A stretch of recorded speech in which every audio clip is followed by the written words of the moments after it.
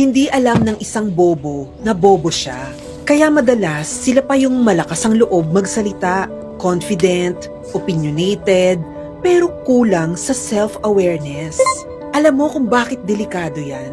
Kasi sa panahon ngayon, ang lakas ng boses ng mga taong walang laman ng isip, ang hina ng boses ng mga taong may pinag-aralan, may respeto, may disiplina. Bakit? Kasi yung matatalino, marunong manahimik, marunong makinig, marunong umintindi bago magsalita.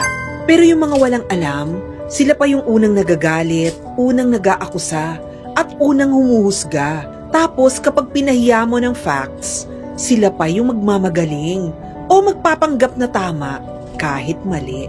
Ang tawag dyan, walang self-awareness. At yan ang ugat ng maraming problema ngayon. Sa social media, sa opisina, sa gobyerno, kahit sa bahay. Ang tunay na matalino, hindi kailangan ipagyabang ang talino niya. Hindi niya kailangan ipamukha sa iba na tama siya. Ang matalino, marunong umamin kapag mali, marunong tumanggap ng payo at marunong magbago. Kaya kung gusto mong malaman kung matalino ka talaga, tanungin mo muna sarili mo, marunong ba akong makinig? Marunong ba akong umamin kapag mali ako? Marunong ba akong magpigil kasi gusto kong sumagot? Kasi minsan hindi mo kailangan patunayan na tama ka. Lalo na kung kausap mo, sarado ang isip. Wala kang mapapala o makikipagtalo sa taong hindi marunong makinig.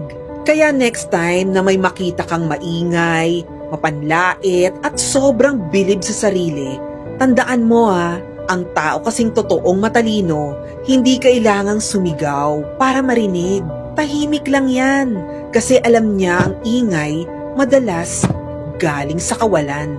Ang bobo, hindi niya alam na bobo siya kasi wala siyang panahon para magtanong. Abala siya sa pagiging tama.